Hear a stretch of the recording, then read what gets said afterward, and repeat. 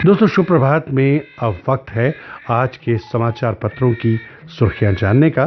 तो आइए चलते हैं न्यूज डेस्क पर।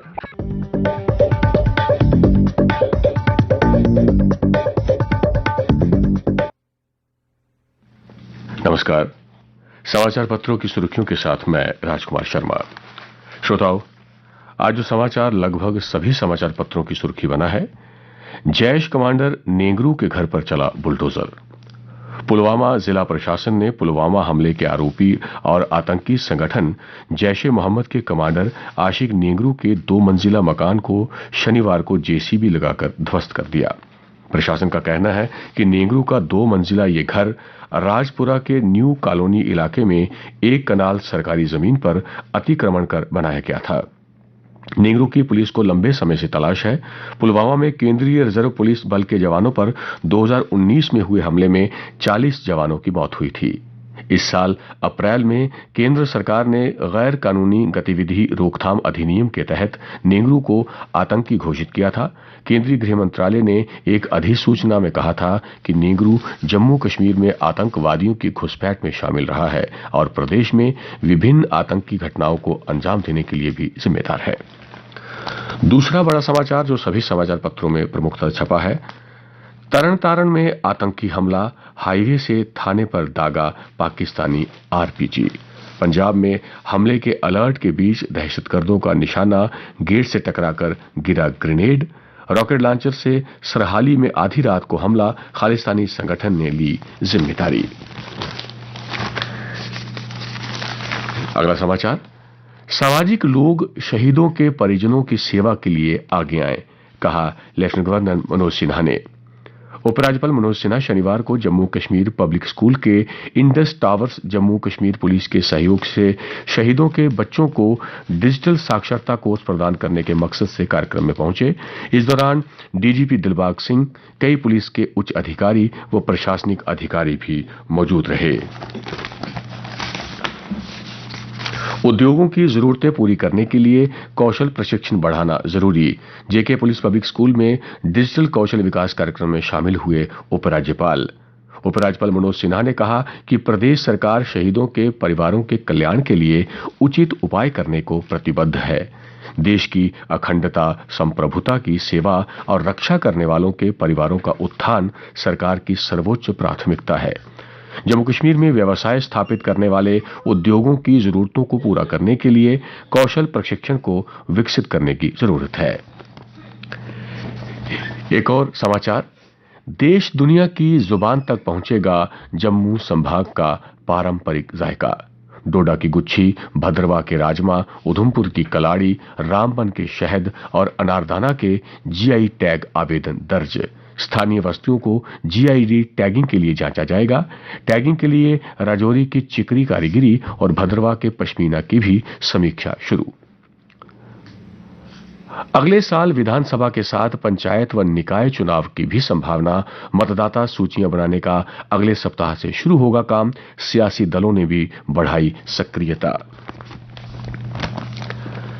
9 साल बाद वैष्णो के दरबार पहुंचे सबसे ज्यादा भक्त। 6 दिसंबर तक 86,60,000 भक्तों ने नवाया शीश। नए साल पर आंकड़ा 90 लाख के पार होने की उम्मीद। टीआरएफ के 4 आतंकी कमांडरों के जारी किए पोस्टर। राष्ट्रीय जांच एजेंसी ने की प्रत्येक आतंकी की सूचना देने वालों के लिए 10 लाख इनाम की घोषणा। सूचना देने वाले की पहचान एनएआई ने गुप्त रखने का किया वादा। पोस्टर में शामिल आतंकियों में 2 पाकिस्तानी और 2 कश्मीरी शामिल। हालात बिगाड़ने की रची जा रही साजिश। पुलिस महानिदेशक दिलबाग सिंह ने शनिवार को दावा किया कि जम्मू कश्मीर में आतंकी हिंसा इस समय अपने अंतिम दौर में है। जम्मू में जन सहयोग और सुरक्षा बलों की प्री एक्टिव अप्रोच के कारण आतंकवाद समाप्त हो चुका है। घाटी में चंद गिने चुने आतंकी ही बचे हैं। इस समय आतंकी सरगना व उनकी पाकिस्तान की खुफिया एजेंसी पूरी तरह हताश हैं। वो दिन रात जम्मू कश्मीर में हालात बिगाड़ने के लिए नई साजिश रच रहे हैं। एक और समाचार, सुखविंदर सिंह सुक्खू होंगे हिमाचल के नए मुख्यमंत्री। 2 दिन चली जद्दोजहद के बाद कांग्रेस हाईकमान ने लिया निर्णय। उधर भूपेंद्र पटेल को फिर गुजरात की कमान। शहर से जुड़ा समाचार। सर्कुलर रोड को मुबारक मंडी से जोड़ेगा फ्लाईओवर। 250 मीटर लंबे फ्लाईओवर के निर्माण को मिली मंजूरी। 23.50 करोड़ की आएगी लागत। पर्यटकों को होगा लाभ, स्थानीय लोगों को भी जाम से छुटकारा मिलेगा। मुबारक मंडी से जामवंत गुफा और बाहू फोर्ट पहुंचना होगा आसान। जनरल हाउस की बैठक में प्रॉपर्टी टैक्स पर हंगामा तय। 16 और 17 को होगी। मेयर बोले सबकी राय से लेंगे निर्णय। वार्ड के विकास कार्यों में विपक्षी कारपोरेटरों की अनदेखी का मुद्दा भी जनरल हाउस में उठेगा। इधर बन टोल प्लाजा नाके पर छुड़ाए गए 12 मवेशी। पुलिस के हत्थे नहीं आया तस्कर। नगरोटा पुलिस ने बन टोल प्लाजा नाके पर मवेशी तस्करी के प्रयास को विफल करते हुए 12 मवेशियों को तस्करों के चंगुल से मुक्त करवाया। पुलिस कार्रवाई के दौरान तस्कर मौके से भागने में कामयाब हो गए। पुलिस ने उस ट्रक को जब्त कर लिया जिसमें मवेशियों को जम्मू से कश्मीर लेकर जाया जा रहा था। नगरोटा पुलिस थाने में अज्ञात तस्करों पर जिला आयुक्त के आदेश का पालन न करने, मवेशियों से क्रूरता करने का मामला दर्ज किया गया है। और व्यापारी के घर लूट मामले में जेल में बंद हिस्ट्री सीटरों से हो रही पूछताछ। पंजाब के रहने वाले 4 लोगों समेत कुल 2 दर्जन को जम्मू पुलिस ने पूछताछ के लिए लिया है हिरासत में। और अब कुछ अन्य समाचारों के साथ मेरी सहयोगी रजनी दुबे। धन्यवाद राजकुमार। प्रधानमंत्री मोदी आज देश को देंगे 3 नेशनल आयुष इंस्टीट्यूट का तोहफा। मोदी रविवार को गोवा में विश्व आयुर्वेद महासम्मेलन के दौरान देश को 3 नेशनल आयुष इंस्टीट्यूट का तोहफा देने जा रहे हैं।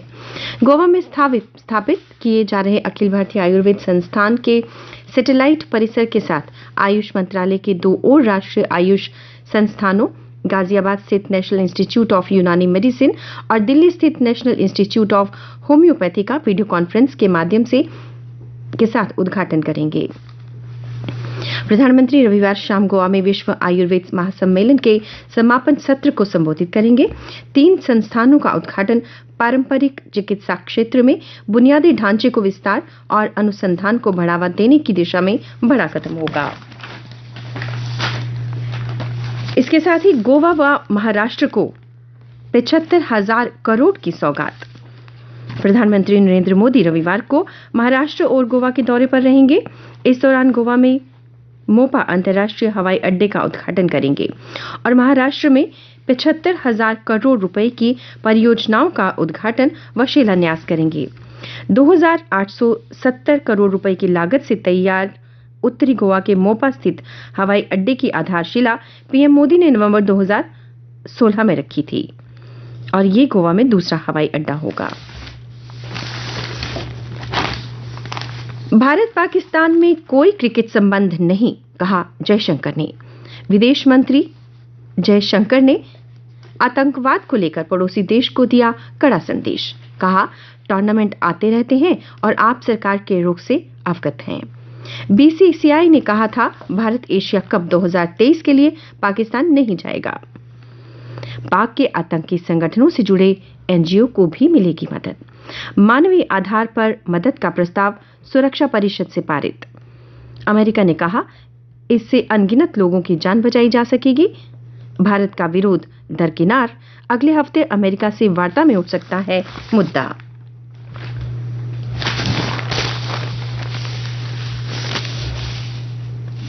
G20 में पुतिन ने भारत आने की प्रबल संभावना जाहिर की। सिदरा में नकाबपोशों ने कार में बैठे लोगों से लूटे 20,000 रुपए। सिदरा हाईवे पर खड़ी कार में बैठे लोगों से शनिवार देर रात कार सवार नकाबपोशों ने 20,000 रुपए लूट लिए। उनके हाथों में हथियार भी थे। बदमाशों ने भागने के बाद कार में बैठे पीड़ितों ने शोर मचाया। नगरोटा पुलिस ने तफ्तीश शुरू कर दी है। जम्मू संभाग से डोडा और जम्मू एलजी रोलिंग ट्रॉफी के सेमीफाइनल में पहुंचे दोनों टीमों ने के कश्मीर संभाग से क्वालिफाई करने वाली टीमों से होंगे मुकाबले। देश भर के छात्रों को एमबीबीएस के लिए भा रहा जम्मू कश्मीर पुनर्गठन के बाद बदले हालात में देश के विद्यार्थियों को एमबीबीएस की पढ़ाई के लिए जम्मू भा रहा है। इस साल पहली बार जीएमसी जम्मू में ऑल इंडिया कोटे से पीजी की सीटों के लिए 50% विद्यार्थी बाहर से आए हैं, जबकि यूजी अंडर ग्रेजुएट में 15% ऑल इंडिया कोटे में बाहर से विद्यार्थी आए हैं। जम्मू कश्मीर के 9 युवाओं संघ 314 बने थल सेना में अफसर। देहरादून स्थित इंडियन मिलिट्री एकेडमी से सैन्य प्रशिक्षण पूरा कर वतन पर मर मिटने की शपथ लेकर 314 युवा अफसर शनिवार को भारतीय थल सेना का अभिन्न अंग बन गए हैं। इनमें जम्मू कश्मीर के 9 और लद्दाख का 1 जवान शामिल है। वहीं 11 मित्र देशों के 30 जेंटलमैन कैडेट्स भी अकादमी के पास आउट होकर अपने अपने देश की सेना में शामिल हो गए हैं। जल शक्ति विभाग के डेली वेजेस के बकाया वेतन फौरन जारी करने और उनको नियमित करने की मांग करते हुए Udhampur PHE employees and workers association के प्रधान सोमनाथ ने कहा कि जेके यूटी एडमिनिस्ट्रेशन हमारे मुद्दों को सुलझाने में नाकाम रही है। और अब खेल समाचार। उड़न परी पीटी उषा बनी भारतीय ओलंपिक संघ की पहली महिला अध्यक्ष। 1984 के बाद लॉस एंजलिस ओलंपिक में 400 मीटर बाधा दौड़ में सेकंड के 100वें हिस्से से कांस्य पदक से चूकने वाली उड़न परी पीटी उषा निर्विरोध आईओए की पहली महिला अध्यक्ष चुन ली गई। ईशान कोहली की विराट पारियों से भारत की बांग्लादेश पर सबसे बड़ी जीत। तीसरे वनडे में 2027 रन से जीता भारत की बांग्लादेश पर रनों के लिहाज से यह सबसे बड़ी जीत है। कोहली किशन के बीच 290 रन की साझेदारी।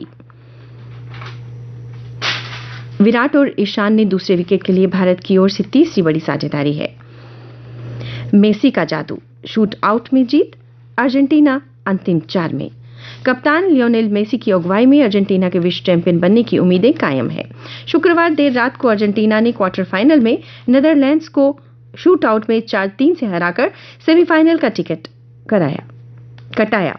अब मंगलवार को अंतिम 4 में अर्जेंटीना का सामना क्रोएशिया से होगा। मोरक्को सेमीफाइनल में पुर्तगाल के रोनाल्डो की विश्व कप से भावुक विदाई। मोरक्को की छुपे रुस्तम टीम ने पुर्तगाल की 1-0 से हराकर एक और उलटफेर कर दिया। इसके साथ ही मोरक्को फीफा विश्व कप के सेमीफाइनल में पहुंचने वाली अफ्रीका की पहली टीम बन गई। मैच का इकलौता गोल यूसुफ नेसिरी ने 42वें मिनट में किया था। उधर पुर्तगाल के विश्व कप से बाहर होने के साथ स्टार खिलाड़ी क्रिस्टियानो रोनाल्डो की विश्व कप से विदाई हो गई। और अंत में मौसम। पर्वतीय इलाकों में शुक्रवार देर रात शुरू हुई बर्फबारी शनिवार को भी दिन भर जारी रही। श्रीनगर लेह राष्ट्रीय राजमार्ग सहित कई सड़कें दूसरे दिन भी बंद रहीं।